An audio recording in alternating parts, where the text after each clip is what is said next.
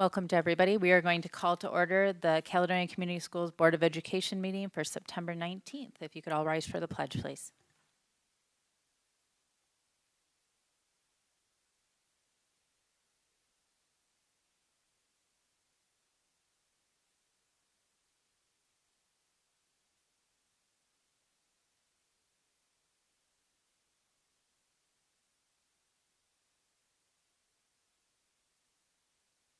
Thank you and welcome to all of you. If you are new to board meetings, welcome. If you are here to speak as an interested citizen, we do ask that you fill out one of these cards, please, with your information so that we can contact back for follow-up as appropriate.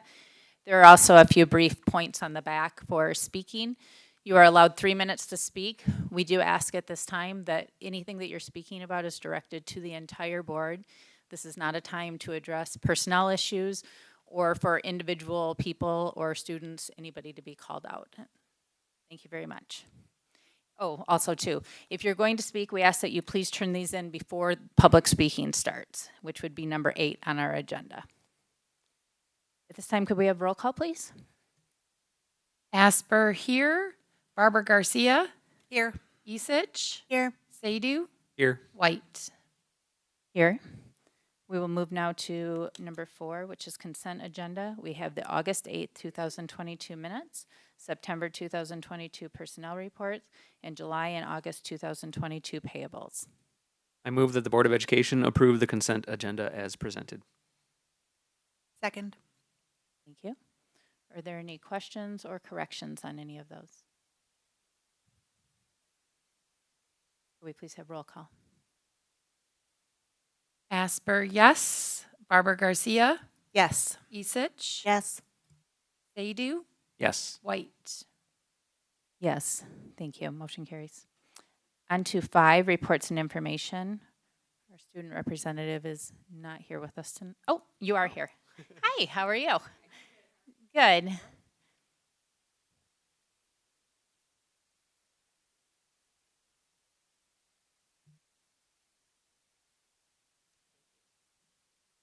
All right, so for some of the notes, Student Council and Be Nice have joined together to spread awareness of mental health and inclusion. First semester Student Council class had a guest speaker from No Place for Hate come introduce a potential new program at the high school. Mr. Durkee, Mrs. Scott, and 5 students are attending a student mental health summit at Michigan State University in October. The second annual Be a Good Samaritan game is scheduled for October 14th. It is a home football game against West Ottawa. Currently working on getting local businesses to sponsor and will be releasing the shirt design this week. Homecoming week is September 24th through October 1st, next week. The theme this year is Candyland. The Powder Puff game will be on Tuesday, September 27th. We will be hosting a pep assembly on Friday, September 30th in the North Gym. We have a parade route starting at Holy Family Church to hopefully work better with Calapalooza traffic. The homecoming dance is scheduled for October 1st in the North Cafeteria from 7:30 to 10:30. This Wednesday, Mr. Cornell is taking all of the journalism students on a field trip to a yearbook workshop at GVSU downtown, where they will learn a lot about team building, reporting, interviewing, concept strategies, photography, and caption writing. This Thursday, a guest artist will join their class to provide support in designing next year's yearbook cover. The Link High School program runs every hour with about 150 total students and peers. This program has doubled in size from last school year to this school year. Links is a program to help build a positive student culture. Our Links helps to cultivate and nurture independence, facilitate appropriate social behavior, and life skills for life and beyond high school. Students enrolled in Links are mentors, role models, and friends to students with a diverse range of social and academic needs. Our Links leadership class is made up of 9 experienced Links who work together to design social opportunities in and out of school for the Links and the peers to help connect the Links program with community organizations and help communicate about Links to CHS. Thank you. Thank you.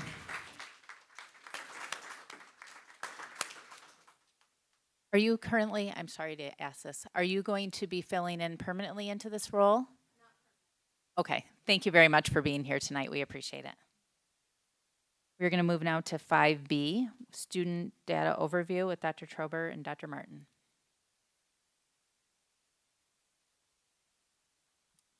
Good evening, everyone. It is a pleasure to come to you tonight.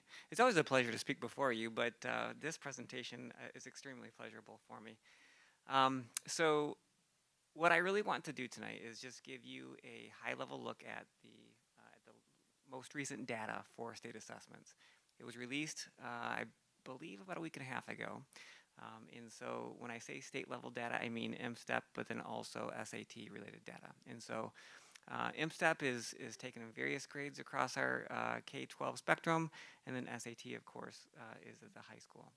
But what I will hope to do for you tonight is to give you a one-year look at our data, but then also a 5-year look at our data, just to give you a fairly good representation of how we've been doing in the short term, but then also in the longer term. And then what we'll also try to do is to position that or situate that data in the scope of some of the headlines that you may have seen recently.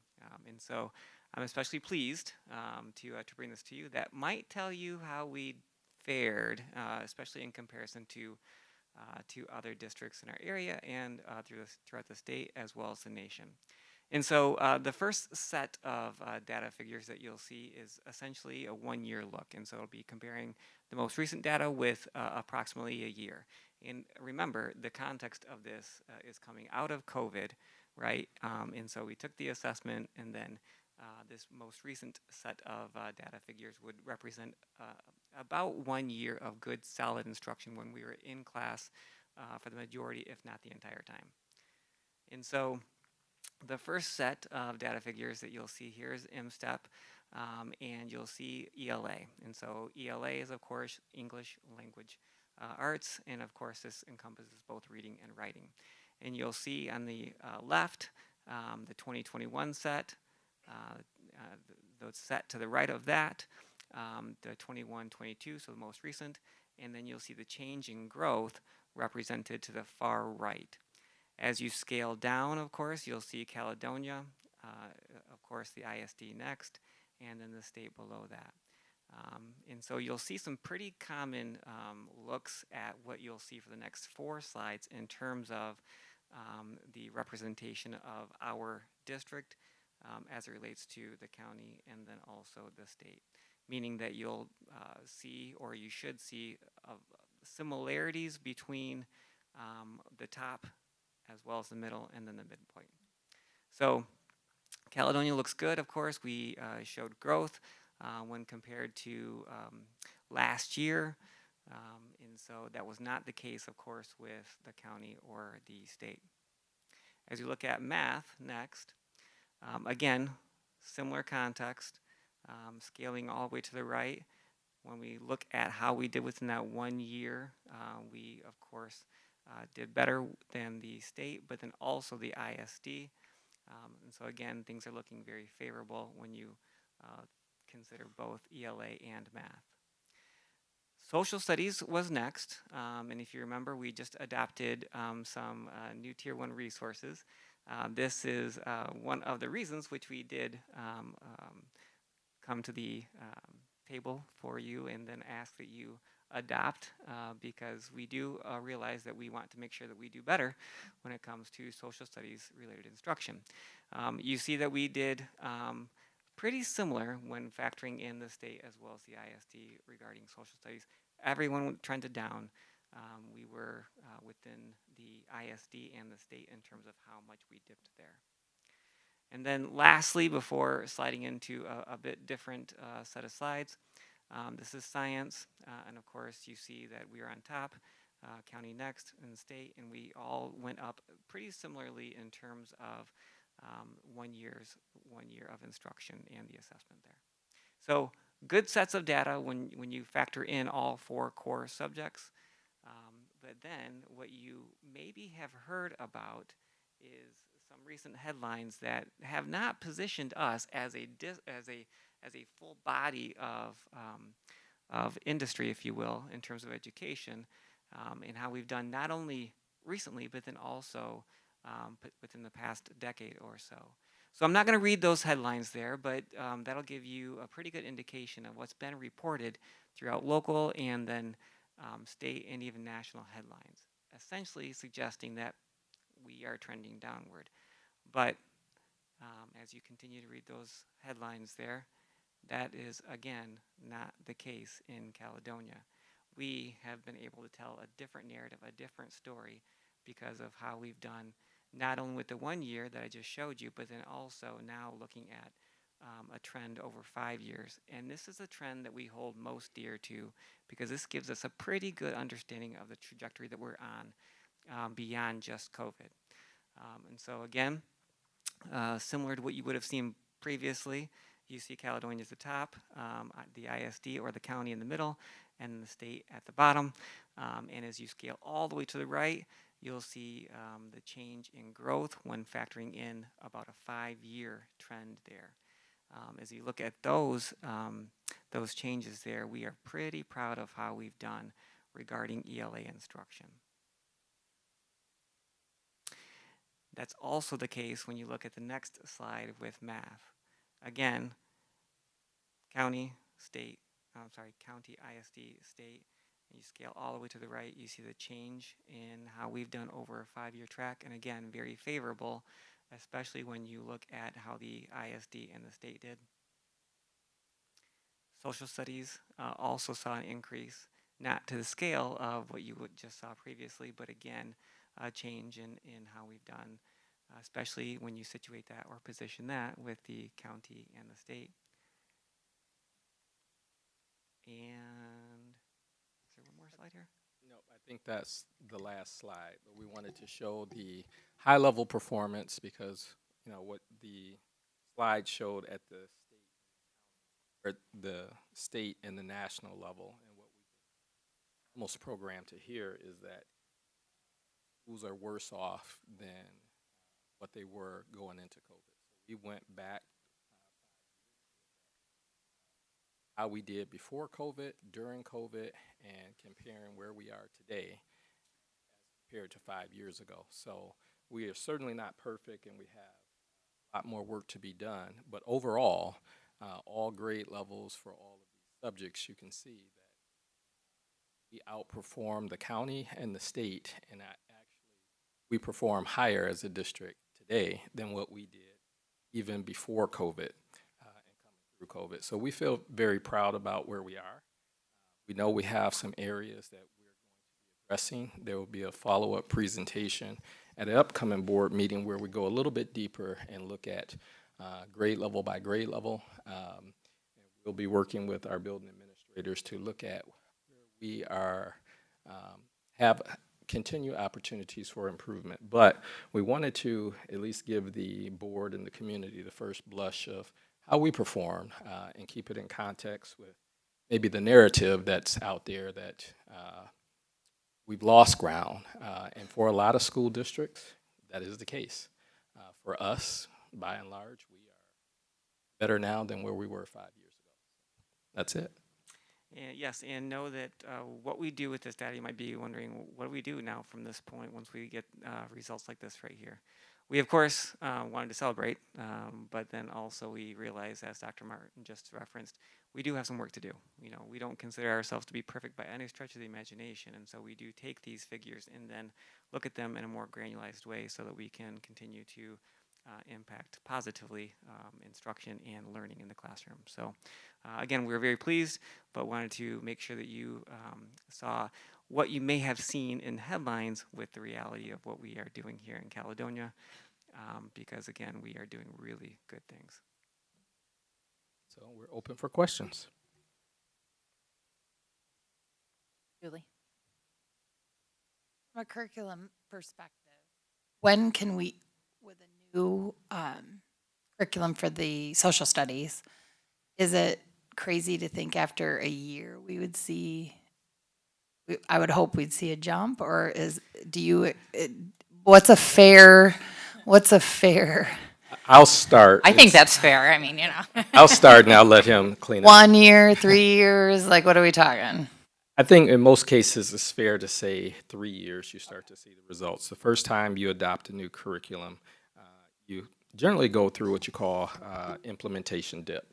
That's where the teachers are really trying to get their arms around the data. It's where the curriculum, where they have a chance to interact with it live with students over the course of a year. And generally, they'll start to see things that, you know what, this was a really good lesson, or this was laid out well. This didn't quite hit the mark. I'm going to have to find something to supplement or teach it to the teachers or to the students differently. So they come back year two with some new ideas, but more experience using it. So sometimes, if we're on top of our game, you'll start to see a difference the second year. Certainly by the third year, if not, we have been implementing with fidelity, meaning that all teachers are reporting and actually using it. If we're not moving the needle then, that becomes an issue that we look into, because that tells us either what we're using are off with the standards that the students are being measured by, or we're not implementing correctly. And so one or the other can be corrected, but generally year three is a fair year. Year two is possible, and when you see implementation success in year one that shows this, then it probably means that you had a really weak curriculum to start with, and you're off to a really good start. Dr. Martin just stole all my thunder right there. I was hoping to talk about implementation dip and, when you start to see a positive growth, but of course he stole everything that I would have said. In a former life, I used to do a job similar to that, so sorry. I'll let him handle it. Any more questions, thoughts, comments, or concerns? Do you know when we'll see the deeper dive or getting more feedback on? It's possible next month, but it will be soon for sure. Okay. We want to make sure that you see that presentation in context with this one right here. Thank you very much. We appreciate it. Absolutely. All right, we're going to move on to 5C, which is school safety update with Mr. Kingsbury.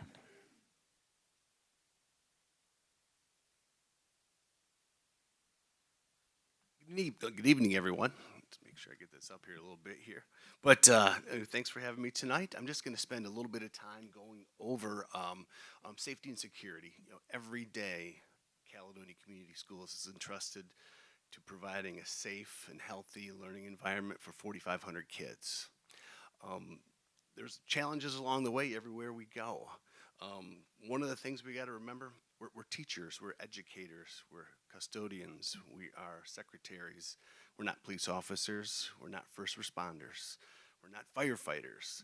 I see some of my colleagues out in the audience, but one thing I can promise you is that we will all act immediately in case of that emergency.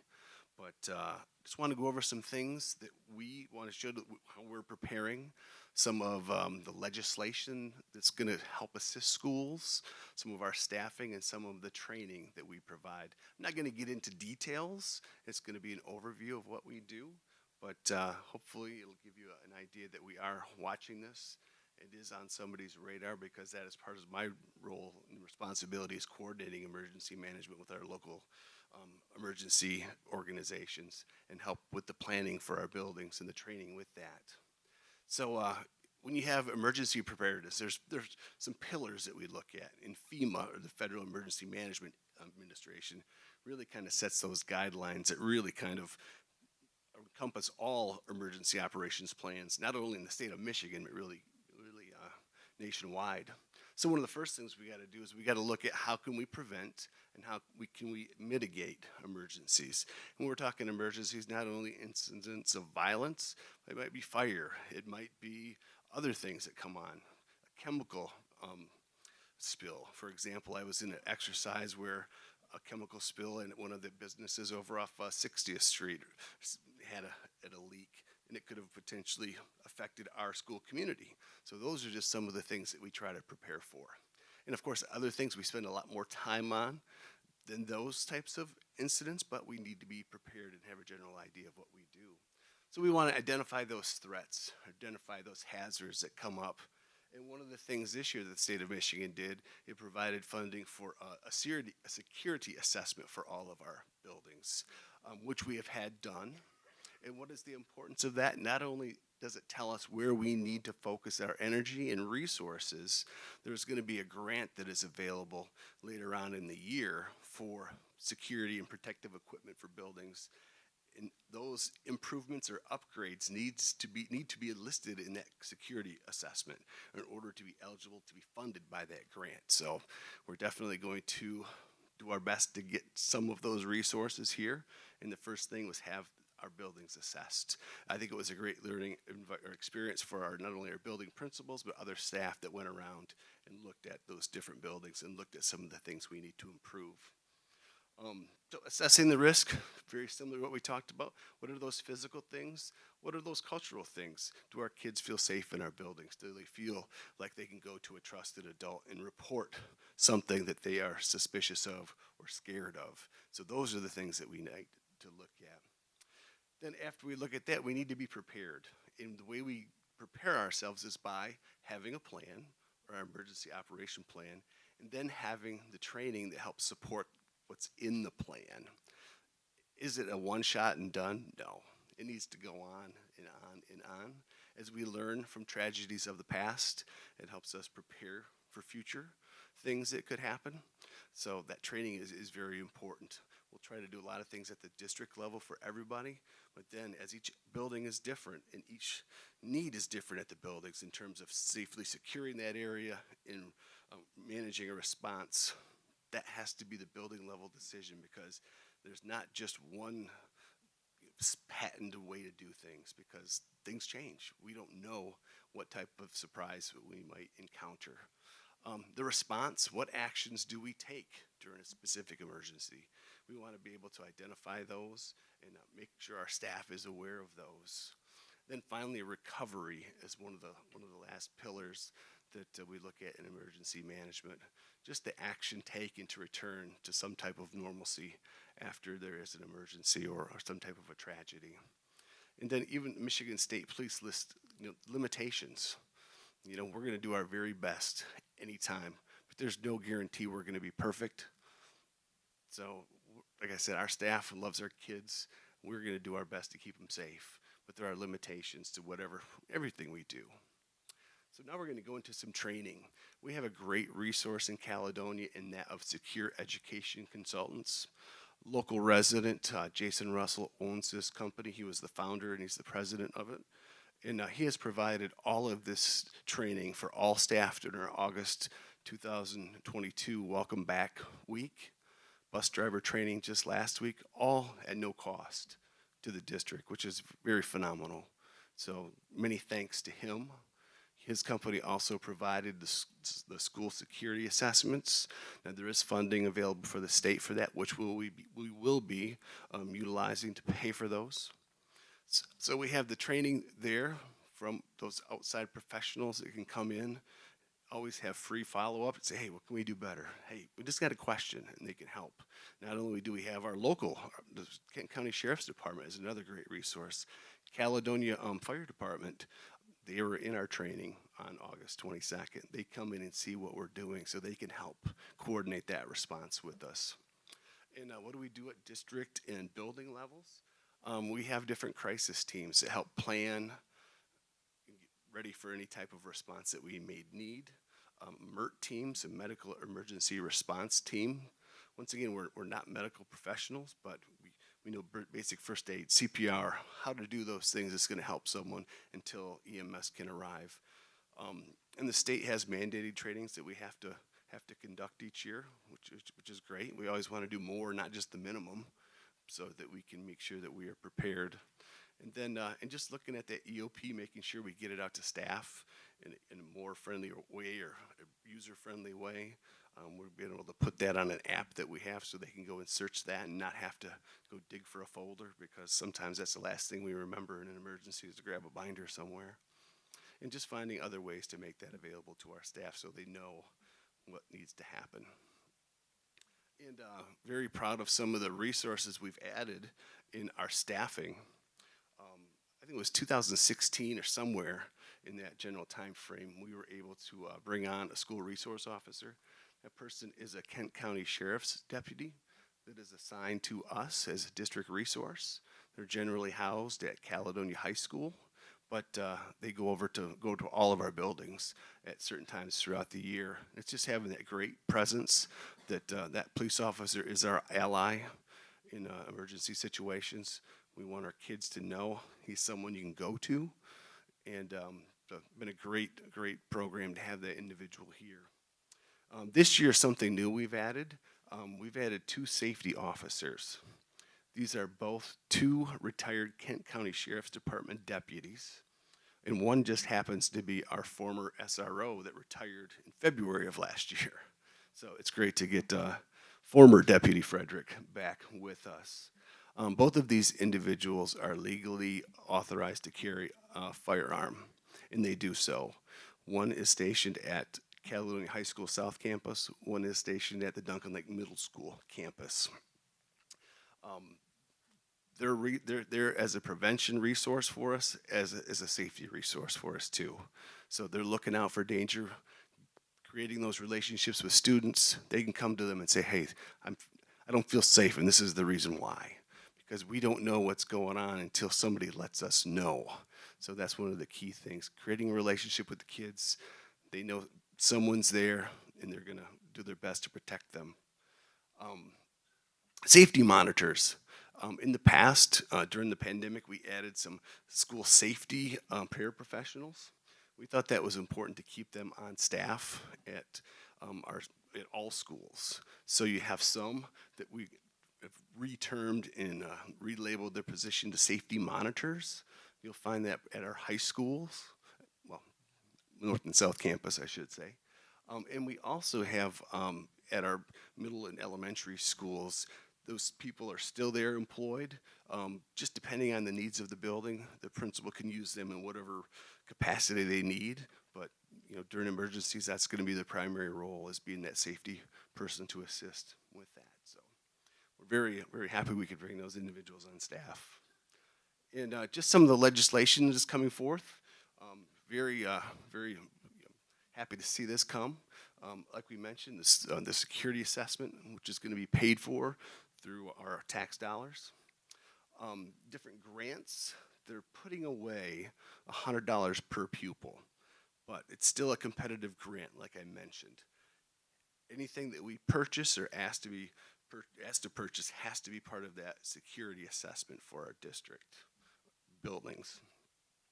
And finally, there is a grant for school resource officers. It's a matching grant.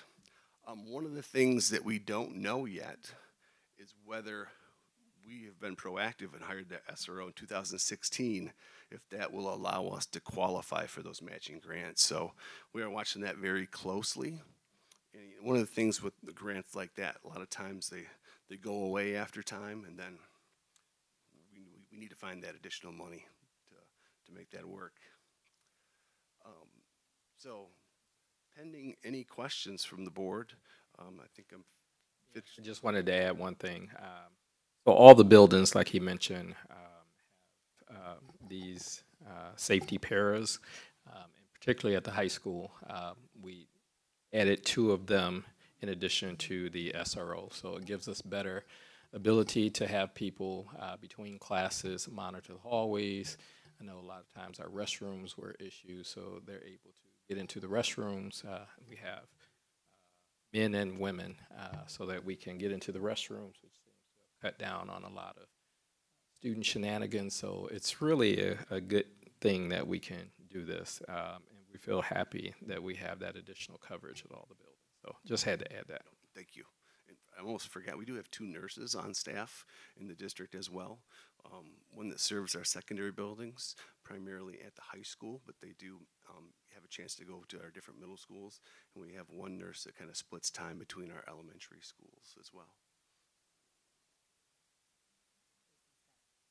Jason's got 2 questions, he said. Who question? Well, one question and then a follow-up probably.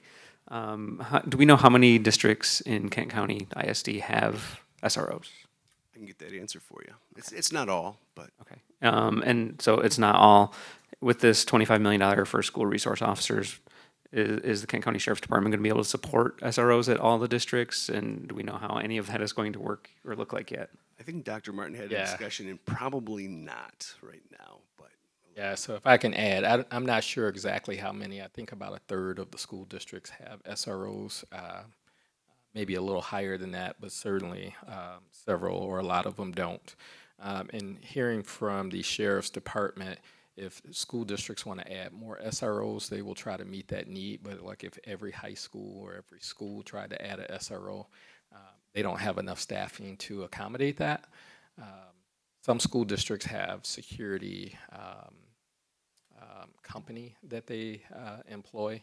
But yes, they could not meet the need if everyone all of a sudden went to an SRO without plenty of lead time. Any additional questions? I do want to say thank you. I heard from many staff at all different levels that the training that was had in August was very well done. It was fabulous, and they felt really good about it. So thank you for putting all that together. All right, we're going to continue on to 6, which are our discussion items. 6A is technology and clocks. I'm going to mess it up. Mr. Vuchtveen, is that close? Yes, it is. Thank you. Yes, I am here to report to you that the master clock system at Craft Meadows is no longer functional and is in need of replacement. We did have a local electrical contractor come in, evaluate the system, and have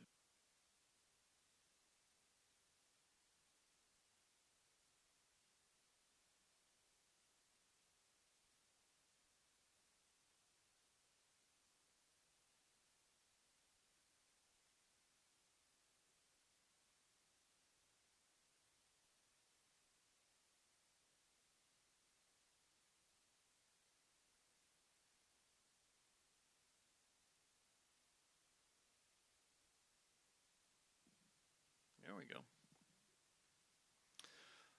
As I was saying, the master clock no longer sends the sync signal out, so the classroom clocks don't show the correct time. So we will be going out for bid for that because it will undoubtedly come in over the bid threshold.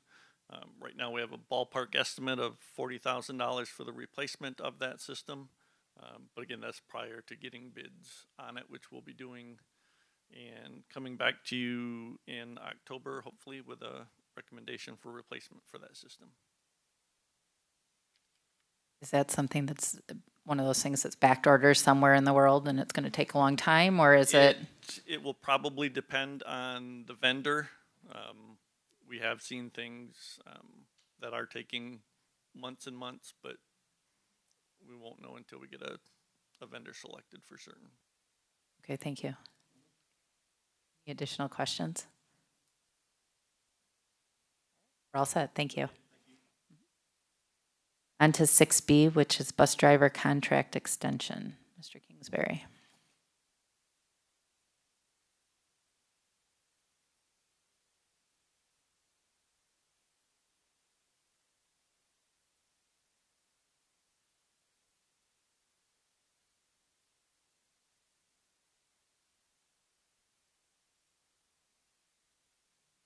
we got a green light. There we go. We're good to go. All right. This year, we were able to give all of our support staff a $1 raise to their salary, $1 per hour, which is fantastic. It's something very well deserved by our staff. One of the things we found too is that transportation is one of those areas that is in critical shortage of people that are willing to drive buses. You've probably seen that in the media, heard it, and even last year we had to cancel some routes due to lack of staff. One of the things that we thought it was very important to do in order to not only keep our existing bus drivers, but be able to recruit new, was to really enhance those wages. So we could do those things, keep our people that have been with us for so many years and not give them that temptation to move across to a different district and leave us shorthanded, and trying to get some people to come to our district to work for us.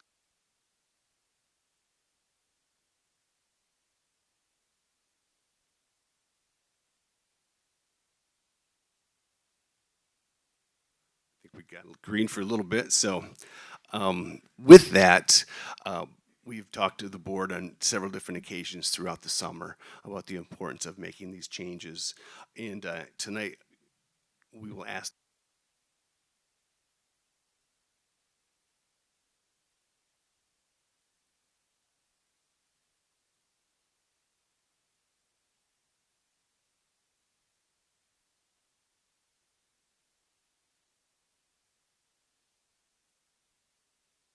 Testing.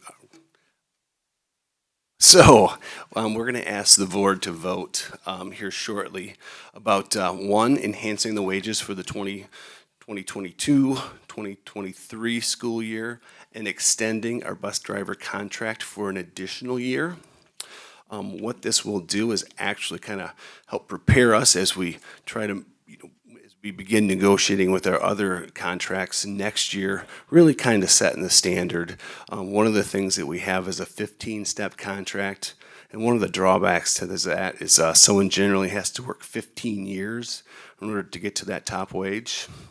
And one of the things we have seen done while we were locked in this bargaining agreement is many of those schools actually reduced those steps to 10. So we want to follow suit with that with our drivers, so that our drivers realize that after having committed service to us, they will receive an increase in their pay along the way, and it's not 15 years out. It's going to be much sooner. So that's really going to serve as that blueprint as we work with our other bargaining groups in the support staff area. But our drivers work hard. They come in the morning, they go home, they come back in the afternoon, and they go home. So they do a lot of things, and having 70-plus students on a bus is a huge responsibility. So, in my opinion, they deserve it. So, any questions? Thank you. Thank you very much. We do appreciate our bus drivers, by the way. There's not one of us that would volunteer for that job, so thank you very much to all of them. At this point in time, we're going to move into board and superintendent reports. Following that will be public comment, so just a reminder to please turn in cards if you are planning to speak back in the corner back there. At this time, we're going to move to 7A, which is Curriculum and Learning Committee. The Curriculum and Learning Committee met on September 13th, 2022 at 7:30 a.m. There were no community members in attendance. Dr. Trober highlighted recent state-level recognition for school-related MTSS implementation. Elementary and secondary resources will continue to be provided for schools to ensure quality system implementation for all learners. Dr. Trober shared an overview of the high school English Language Arts ELA curriculum review process. As part of this topic, pilot curriculum options were discussed. There will be continual conversations related to high school ELA resources to ensure horizontal and vertical instructional alignment. Dr. Trober provided an overview of the district instructional coaching plan. As defined, the instructional coaching plan consists of developing content and instructional expertise to support student learning and professional practice. Dr. Martin and Mr. Kingsbury shared updates from the Finance and Operations Committee, they met on September 15th, 2022. They also provided information on recently conducted district-wide safety training. While training is ongoing, each school has implemented a series of safety-related measures. The meeting adjourned at 8:55 a.m. The next Curriculum and Learning Committee meeting will be held on October 11th, 2022 at 7:30 a.m. Thank you. Are there any questions for that committee? All right, and next is Finance and Operations Committee. I received a message from Tim, who was unable to be here tonight for work reasons, and he asked me if I would cover this for them. Finance and Operations Committee met on September 15th, 7:30 a.m. All members were present, as well as a community member. Dr. Martin gave a bond update that provided an overview of options for finishing bond projects. There will be a special board meeting on September 26th to discuss options and make a decision to move forward. The committee reviewed and is recommending the bus purchase requested for 23-24. This will be an action item at the September meeting. Mr. Vukdeveen shared an update on the clock system at Craft Meadows, which is in need of being replaced. He will be seeking bids and returning to the board next month for approval. Mr. Kingsbury shared the settled contract with the transportation group providing wage enhancements for 22-23 and extending the contract for one additional year for 23-24. He also provided an update on the walkthrough assessments taking place across the district and the security training that will be taking place. The final HR update was the interviews for the Director of Secondary Education will be taking place, and we hope to solidify that position soon. Mr. Vries provided an update to the Open Benefits Coordinator position as the first-round interviews are taking place. We are on target to have the 21-22 finance audit completed and be presented to the board in October. Dr. Trober provided an update from the curriculum committee meeting earlier in the week, and Dr. Martin finished the meeting with a superintendent update. The next meeting will be held on October 13th at 7:30 a.m. If there's any questions, I will let Katie or Julie answer any of those. No? All right, thank you very much. Are there any additional board reports to share at this time? No? All right, we will move on to superintendent report. All right, thank you very much. Probably one of the best things is seeing the performance data come in, as you saw. Additionally, we presented to a local company, Amazon, recently, as well as some presentations that we plan to do with other companies in the future. And what we really were looking at is a framework for how we can interact with the business community and how they can interact with us in a win-win way that meets the needs of the district and fit within the framework of some of the goals we established in our strategic plan. So our first presentation of this sort, trying to develop this framework, which will play out over a couple years, was with Amazon. It was a very good meeting. I'm happy to report that Amazon was definitely interested and has agreed or committed to providing volunteers to up to 500 hours of volunteering within our schools over the course of the year. And also, they are interested in making a substantial contribution to the playground for Dudden Elementary. So we're very happy for Amazon wanting to step up and be a partner. And over time, we'll be approaching several other companies with this same type of framework for how we can positively interact with our business community and the school community in a way that's a win-win and doesn't take us off our mission or our goals, but also maybe doesn't put a company in an awkward situation in terms of how do I successfully interact with schools. So we're very excited about that. Also, I did meet with Dudden Elementary earlier or last week, the board president and I, to kind of talk about some of the challenges that we do have with the bond as they relate to Dudden. So that was a pretty good meeting. They certainly understand the challenge that we are going through, and that we will follow up once we have some clear direction from a future meeting with the Board of Education. We are also scheduled or have scheduled a dialogue with DOC session. So we'll be doing a number of those in the coming weeks that are open to anyone in the community who have some questions or comments or just want to have just kind of a free-flowing question-answer session.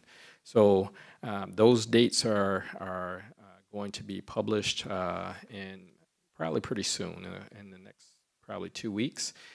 But in addition to that, we have one special dialogue with DOC session on September 27th, just for Dudden Elementary, just as there's some specific things for that building around our bond need that we want to talk about with the Dudden staff. Some other good things, if you haven't had a chance to go down Craft, along the backside of Duncan Lake Middle School, by the baseball and softball fields, You'll notice that there is a trailer and other things starting to pop up out there. So they are getting ready to get started with the Cal Community Center in terms of breaking ground and getting to work. So that is moving forward. We're also happy to report that our E3 mental health clinic at the high school and our Arbor Circle partnership grant has selected a counselor for the clinic to be located at the high school. So that should be starting up with office hours in the next few weeks. So we're pretty happy about that. And that goes along with the student assistant program that we have recently started. A letter has gone out to pretty much all the families in our community about the SAP, Student Assistance Program. And this is a partnership that we've developed with Pine Rest, recognizing that some of our families, some of our students can use some better access to mental health supports, up to 3 sessions per individual free of charge, as well as some legal and financial consultation for those who are interested or have that need. So we're really happy that we can not only move forward academically, but we're trying to make sure that we can meet the needs of our students in so many other ways. And last but not least, just a shout out and kudos to all of our sports team, but our cross-country team. The boys and girls actually won the TK Invitational on last Monday, so we're always happy to see when our students do well in the classroom as well as in the academic areas. And so several of them had their own PRs, and again, we continue to field strong athletic teams, and we're off to a great start this year. A lot of positive to report when we're out in the schools. So that's it. Thank you. Are there any questions for Dr. Martin? Thank you very much. At this time, we're going to go into public comment. Again, you'll have 3 minutes. Will we have a timer on the screen, or Jason's got it? Okay. Jason's getting himself organized to run the timer. All right, he's all set. I'm going to tell you who's up to speak, who's on deck, and then who will be following. First, we have Kelly, then Wendy, then Addie.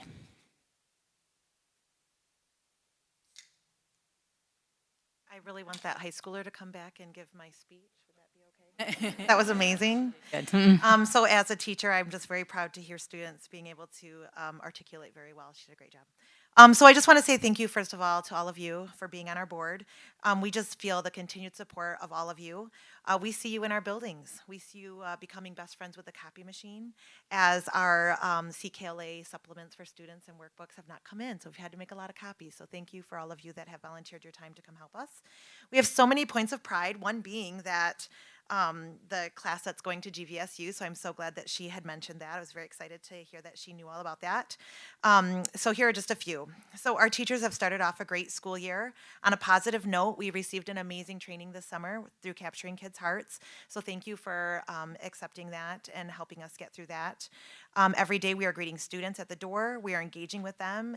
This has really lent itself to creating a positive learning environment throughout our day, throughout all grade levels. Teachers, staff, and students are collaborating together to form social contracts, which has allowed for students' voices to be heard and for a safe and caring classroom development. In the elementary level, once again, just to encourage you to come in, all of our social contracts are hanging in each of our classrooms, with students changing from specials to recess to lunch. We have posted some of those things up in those specific classrooms just so kids are remembering, hey, you signed this, you decided that this is something you want to do. So kids are taking ownership, and I just love seeing it and love having that conversation. At Kettle Lake, CEA members, with assistance of custodial staff, have updated and upgraded the book room teacher share. Children now have fresh, newly organized books ready to check out for book baskets and nightly reading. This process started last fall and continued into the summer so that students could start using it the very first week of school. Teachers and staff also got together to weed and clean up roof debris from our playground and flower beds prior to school starting. And we have a great new roof as well. High school business department, same thing, opened that Scott Spirit Shop for staff, students, and community. Mr. Jason Burkhart led students to develop branding, pricing, inventorying, marketing, public relations, sales, and more. This project has allowed marketing students to work on real-world projects. We have seen an increase of school spirit and pride with more apparel for our community and additional revenue for the high school businesses. I actually want to contact him because I did see them at the football game Friday night, but I want to know if they're going to go to more events. Like, will they be at a cross country meet? Will they be at a lacrosse game? So I wish I had that information. I'm thinking that in my brain right now. So every Monday, students in Mrs. McLaughlin's Spanish class, they are creating calendars for the week. They share what they're doing. Students love learning how to say these things in Spanish. In addition, it creates connections between students to learn about their classmates. So they're encouraging each other, they're cheering for each other's accomplishments, and offering support when life doesn't go exactly as they'd hoped. I was going to talk about the journalism class, which she already spoke on. And at the middle school, the students are thriving with that new weight room. So thank you for helping. The Caledonia Education Foundation helped with a grant to help that dream come a reality. So thanks for your time. Thank you very much, and thanks for a great start to the year. Next, we have Wendy, followed by Addie, and followed by Katie Abel. Hello. Okay, so piggybacking on what Kelly said, thank you to you guys for being here. I know it's not easy, so thank you. I've even spoken with some of you guys individually before, and even though it's not always been us on the same page, I think the most important part is that we were communicating. So that I thank you for. I wanted to talk about public funding for schools and just pretty black and white. What do we lose if we lose public funding? So just pretty black and white. We will make sure that you get follow-up on that. Thank you. Next, we have Addie, followed by Katie, and then Casey. My name is Addie Thornton, and I'm a student at Duncan Lake Middle School, and I came here today to speak with the board about a situation at Duncan Lake that a staff member has not been able to address for 2 weeks. 2 weeks ago, we had an assembly, and at our assembly, it was 8th grade only. This staff member was going over the student handbook, and at the end, the students were asked if we had any questions. I raised my hand and I asked, why are people allowed to dress like cats and dogs, but I'm not allowed to wear a tank top because my shoulders are distracting? And at the moment, I thought I was going to get a clear answer, but unfortunately, they were struggling and could not answer my question. She told me to go see her in her office, and I have tried, but she's always been busy. So the 8th graders were left without an answer. I asked this question for multiple reasons. Last year, I was dress coded for far too many times, and never was I ever wearing a spaghetti strap or anything against the school policy. I got dress coded for my pants, oversized tees, and appropriate ripped jeans. And kids can walk around and act like and dress like cats and animals. I feel like that's unfair to normal kids like me. If anyone is wondering, yes, I have witnessed people wearing cat tails and dog tails, walking around, hissing, barking, growling, and meowing at people. It confuses me why schools let animals in the building that are far more distracting than my shoulders. I know I'm just a kid, but at this point, I'm done asking, and I know nothing's happening. So I'm telling you, you need to fix this, both the dress code policy and the animal situation, before it gets worse than it already is. Thank you. Thank you. Next, I have Katie, Casey, and then Eric. Good evening. And Casey actually signed up, and he is yielding his 3 minutes to me. Thank you. Good evening. I recognize that I wear many hats as I stand here before you today. As a Caledonia resident, taxpayer, and voter, as a Caledonia Community Schools educator, as a leader in our local teachers union, and my most favorite role yet, as a mother to my precious 5-year-old son, who began kindergarten at Emmons Lake this August. I value every single one of those roles that I play, and I took great consideration of each one prior to addressing the board tonight. With that being said, it is primarily the mother hat that I wear standing before you tonight, as it is my greatest reason for choosing to speak up, because this is not only my community, but it is now my son's, and for his future and all other Caledonia children's futures, I am here. I was raised by God-loving, caring, and passionate parents. I remember constantly challenging my parents' ideas and decisions with, "But that's not fair," to which my dad would famously reply, "Katie, life's not fair." And while most children knew enough to let it go, I never quite could. I have never been content with allowing injustice as I sit silently or idly by. I was raised with what could be described as a very conservative view.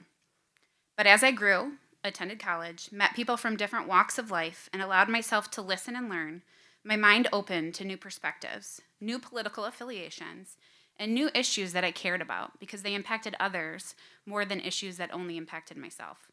I realized that even though my parents had raised me well, my belief system had been lacking different perspectives. I started looking at the world as a place where most people are doing the best that they can with what they know, with what they have available, and what their previous experiences have shaped them to be. I also learned that it is okay to grow. It's okay to change your mind about something. It's okay to admit that you were once speaking from a less informed place.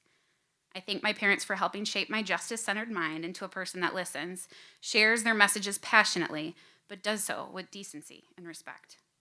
With the upcoming school board election, I ask the community, not necessarily who we are, but who do we want to be? What is the example that we want to demonstrate to our children? Should we accept hateful words and rhetoric as our new normal? I understand that this radical political push isn't unique to Caledonia, and it's happening nationwide. So is it okay for us to just sit and joke with others about something that doesn't seem right, but publicly stay silent? Or could we, as a community, use our voices with decency and passion to challenge others to learn and grow? Recently, there have been more and more hateful posts making their way into Caledonia social media pages. It's easy to scroll on by, rolling our eyes, or even to read something passionate and take it as fact. But we can't shy away from the damage that hateful speech plays in our community. Recently, a Caledonia gentleman posted, and I quote, "There is a they-them at the high school," informing our community that this student was using a female bathroom and implying that our daughters were in danger. Immediately following his post, a Caledonia school board candidate replied to him and wrote, "So Gary, do you need some yard signs for your candidates?" Smiley face. As if implying that his anti-LGBTQ comment aligned with her campaign. On another Caledonia page, someone posted a picture of a government employee who identifies as non-binary, to which a local businessman replied, "Let's kick that," insert gay slur here's, ASS. Within the last week, a gentleman running for the school board released a new campaign website cleverly named letsgobrandow.com. Clever, great play on words. However, for a campaign that shouts to keep politics out of our school and wants to keep family values within the schools and the school board, it's a bit ironic to use a domain name that in and of itself is politically motivated, literally meaning to F the President of the United States of America.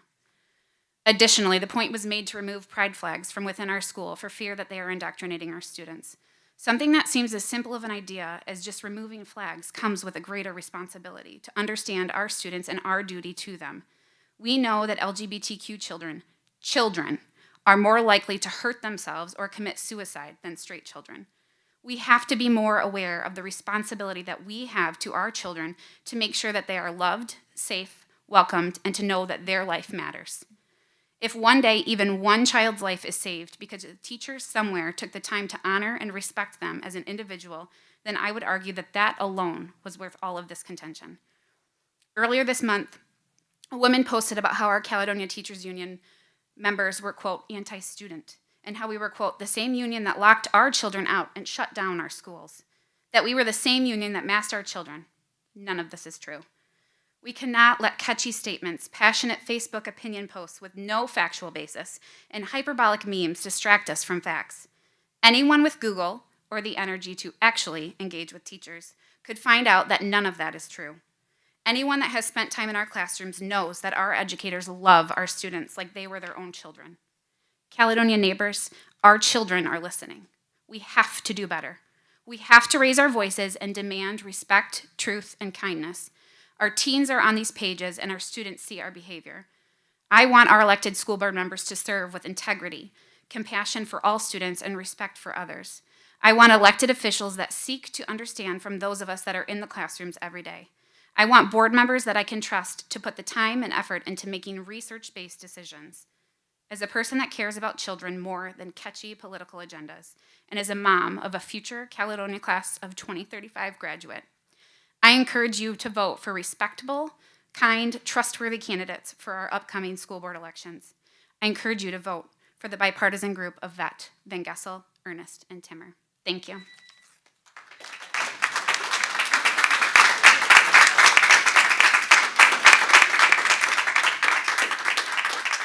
Thank you. Next, we have Eric, followed by Teresa, and then Scarlett. I just want to say, I'm not looking forward to following that because that was well said. But a couple months ago, we had a finance committee meeting that I attended. And during that committee meeting, it was unanimously agreed upon that we would start recording those meetings. And the meetings that we just had was a really important one.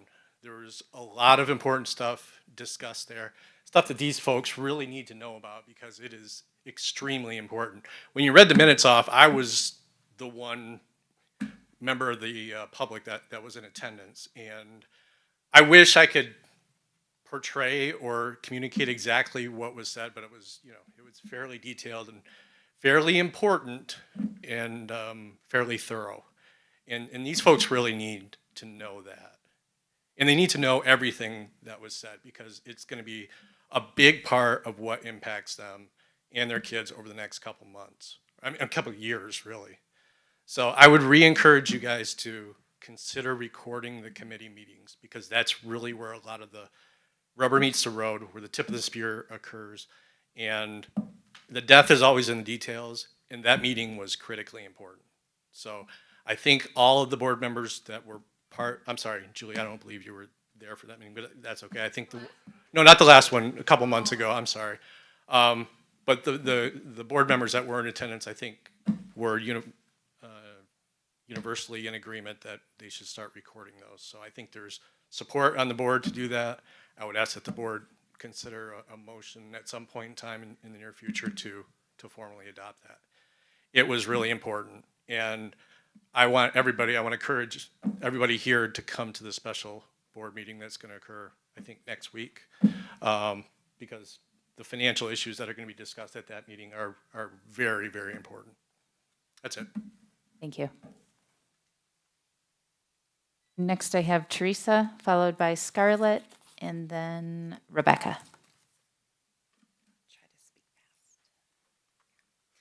Dear Caledonia School Board, it's a pleasure speaking to you. My name is Teresa Robertson, and I recently moved here with my family from Hawaii. For those of you unaware, we were impacted by the Red Hill water crisis, which the Navy leaked over 40,000 gallons of petroleum jet fuel into our water system. When it became clear we needed to suddenly relocate, we chose to move near family here in Caledonia. Due to my husband's service in the Army and federal government, growing up with relatives nearby is a luxury to my 3 children, which they have not experienced until now. However, the opportunities we obtained throughout our world travels is something we know without a doubt has gifted our kids to be responsible, giving, and kind citizens.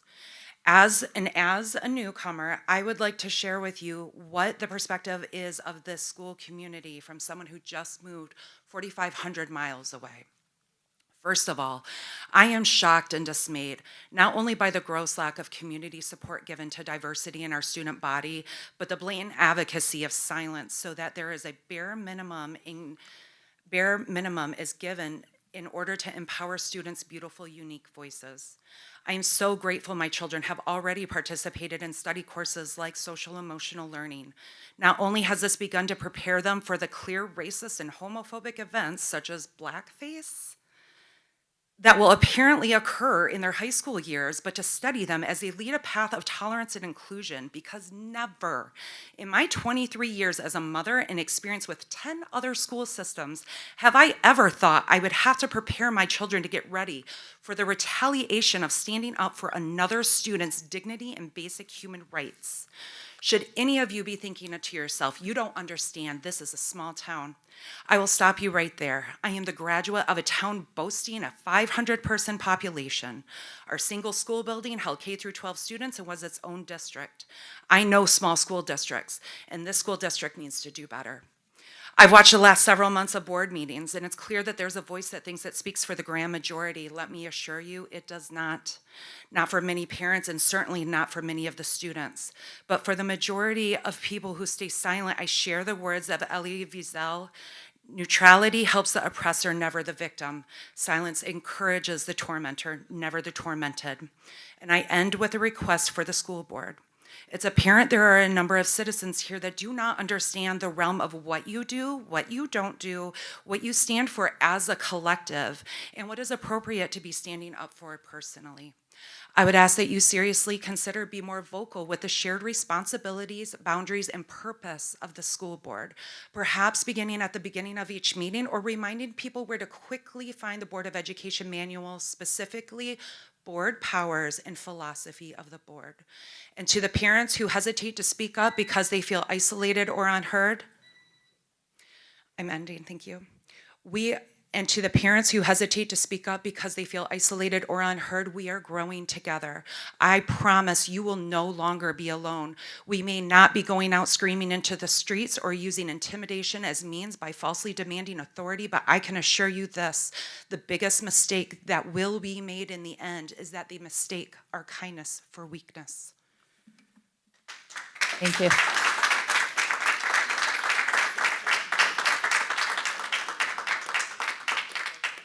Thank you. Next, we have Scarlett, followed by Rebecca, and then Tiffany. Hello, my name is Scarlett. I'm currently in the 6th grade. I go to Craft Meadows Intermediate, but I have previously attended schools in different states. I will be talking about SEL and why it is so important. What is SEL, you may be wondering? SEL is the process of learning social and emotional skills, which is necessary for real-life events. It teaches students how to manage emotions, have empathy, solve problems, and make responsible decisions.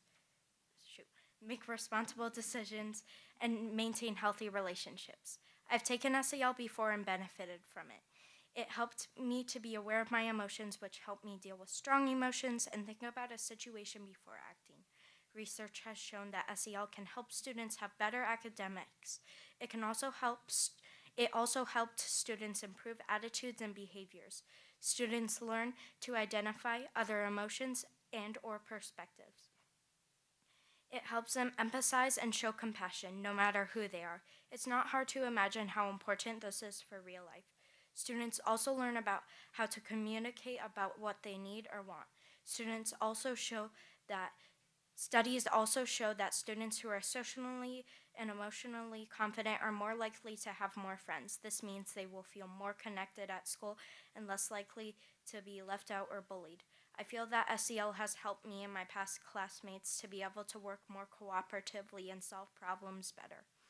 I've also been able to handle my emotions more efficiently and feel more welcomed. This is why I believe that we should have SEL in all schools. Thank you.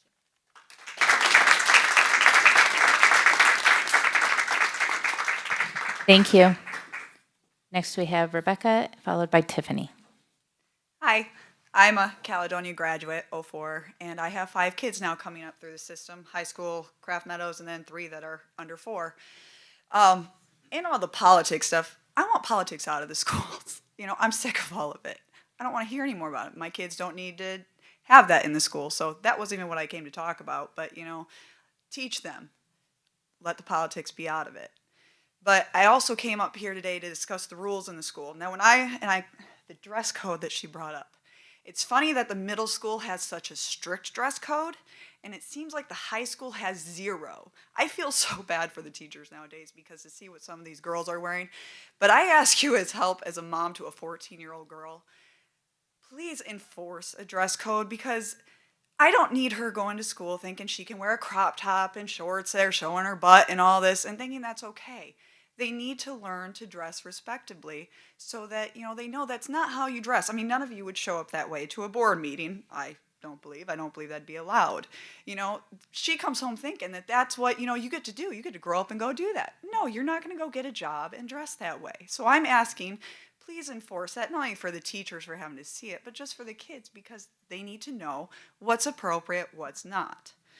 On a second thing, it has come to my attention that I don't even like saying, but I don't need my children seeing sexual acts happening in a bathroom at the high school. No, my daughter was not participated, but I did confirm that it, I hate social media. I hate how it got around on Snapchat and all that. But that should not be happening in the high school. That shouldn't be happening in any of these schools, period. And I don't care if it's two girls, two guys, animals, I don't care. I don't care what you are, it should not be happening.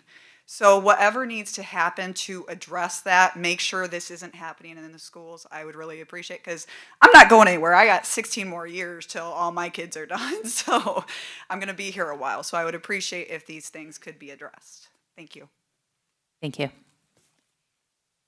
Next, I have Tiffany.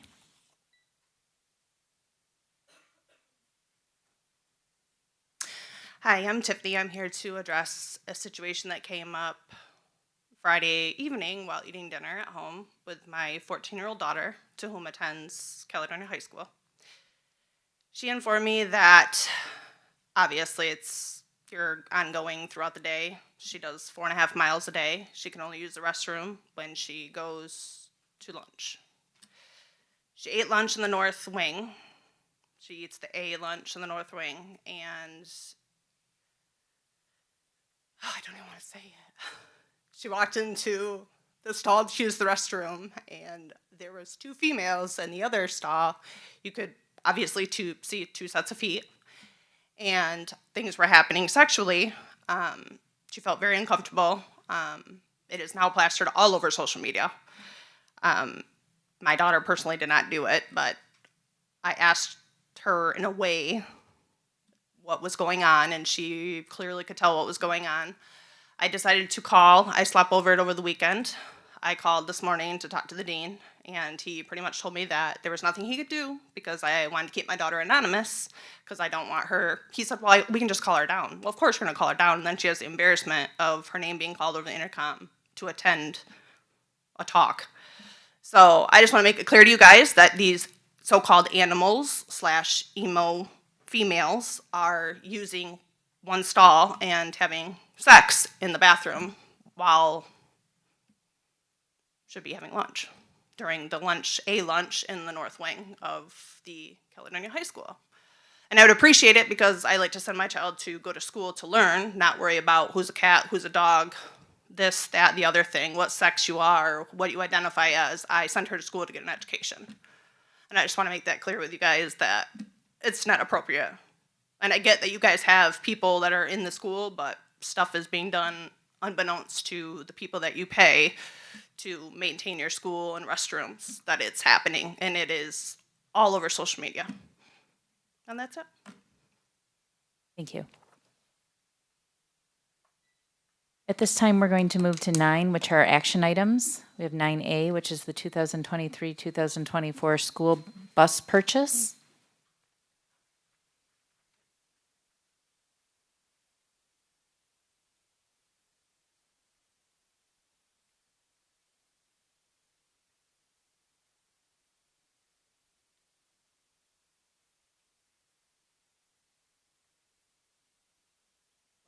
We can discuss it again if you'd like to, but we can read the motion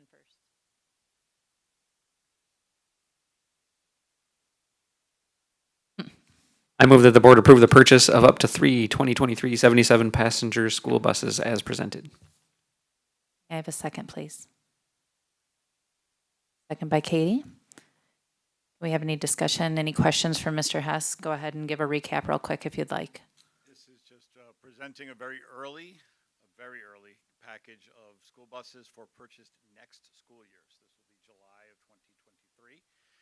We are getting them on order in order to maximize our potential savings against what are programmed to be 4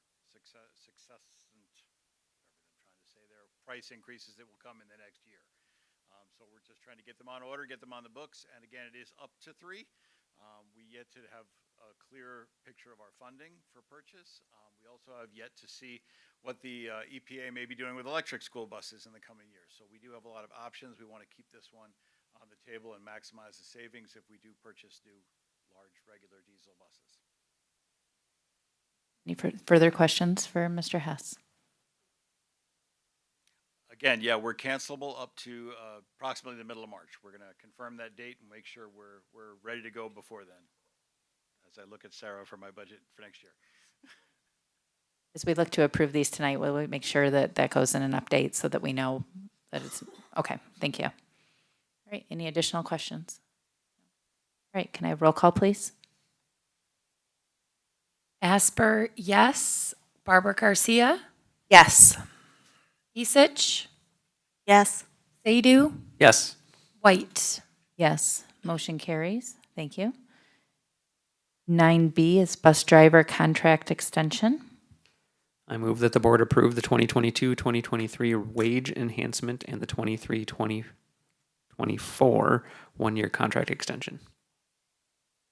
Can I have a second, please? Second. We just heard the information on this. Are there any additional questions for Mr. Kingsbury at this time? I want to make sure that the secretary knows that in the what's written, it was at 2034. So just. All right, can we have roll call, please? Asper, yes. Barbara Garcia, Yes. Isich, Yes. Sadu, Yes. White. Yes, motion carries.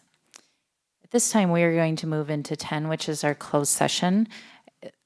Unlike other times when we have closed session, and it can be either way, and I know we've talked about this before at board meetings, sometimes we do come back from closed session and we do have action items. Other times when we come back, we do not. At this point in time, we do have additional action items listed for when we come back from closed session, just to be aware.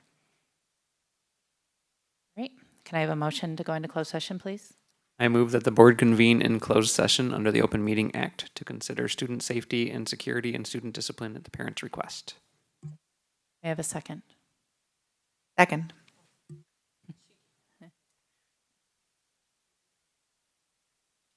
We have roll call, please. Asper, yes. Barbara Garcia, Yes. Isich, Sadu, Yes. White. Yes, thank you very much. We will come back to this room before we would make any additional action items or continue on with our agenda at that point. Will the cameras remain on in the room? What? Okay, the cameras will remain on in this room while we are gone. Thank you.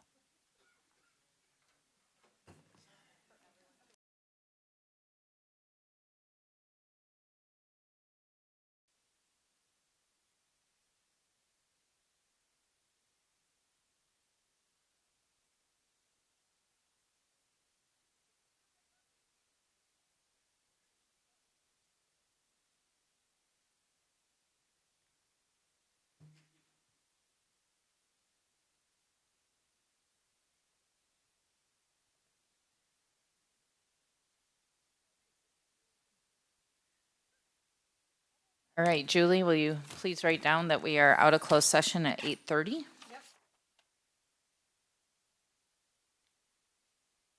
We're going to move forward to 11 additional action items. We have student reinstatement recommendation.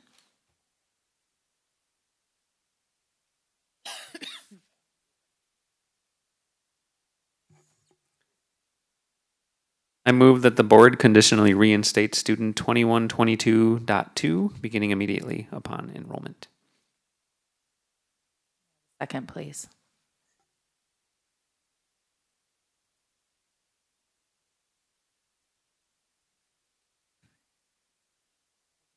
Katie? Can I please have roll call? Asper, yes. Barbara Garcia, Yes. Isich, Sadu, Yes. White. Yes. Motion carries. On to 11B, Neola policy. I move that the board conduct a reading and adopt immediately Neola Policy 4217 as presented. Second.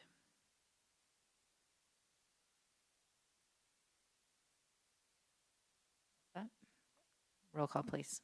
Asper, yes. Barbara Garcia, Yes. Isich, Yes. Sadu, Yes. White. Yes. Motion carried.